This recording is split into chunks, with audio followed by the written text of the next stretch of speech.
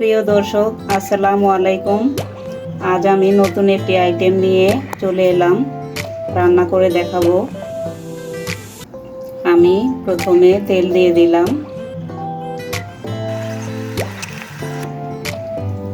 দিয়ে দিচ্ছি একটু শুকনো মরিচ। এখানে আমি নিয়ে নিয়েছি একটি পেঁয়াজ কুচি, একটি রসুন কুচি আর একটা তেজপাতা নিয়ে নিয়েছি। এটাকে আমি এখন দিয়ে দিলাম। এটাকে আমি একটু ভাজা ভাজা করে নিব। দেখুন আমার পেঁয়াজটা হয়ে গিয়েছে। এখন আমি এখানে একটু পানি দিয়ে দিচ্ছি।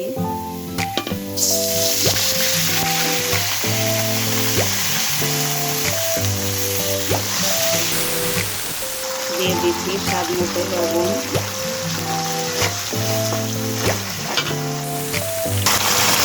দিয়ে দিচ্ছি হলুদ গুঁড়া।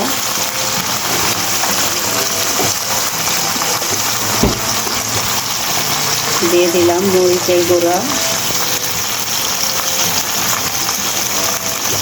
দিয়ে দিচ্ছি একটা চামচ আদা রসুন বাটা।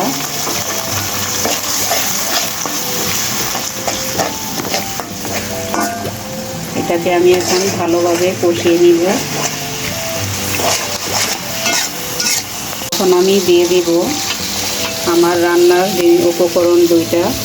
এই দেখুন, আমি কচুর শাক সিদ্ধ করে নিয়েছি আর নিয়েছি বুটের ডাল। এটা দিয়ে আমি এখন রান্না করব। দেখুন আমি ডালগুলো দিয়ে দিচ্ছি।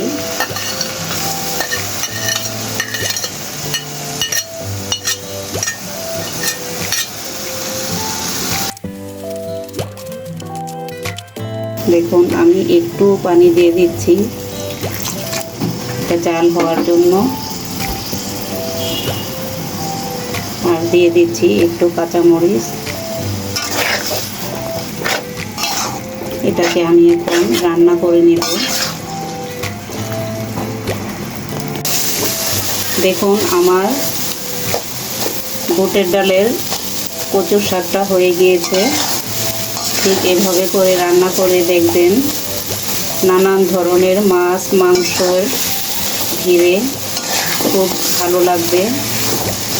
এটা খেতে খুব ইয়াম্মি হয়ে থাকে। যদি আমার শাক রান্নাটা ভালো লেগে থাকে একটি লাইক দিবেন, কমেন্টস করবেন, সাবস্ক্রাইব করে পাশেই থাকবেন। আমি বেড়ে দেখাচ্ছি।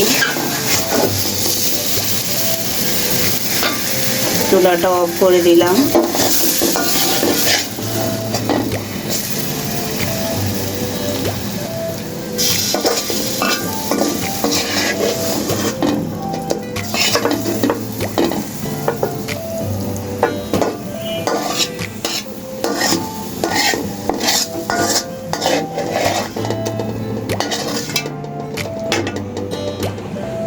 হয়ে গেল আমার রান্না। আল্লাহ হাফেজ।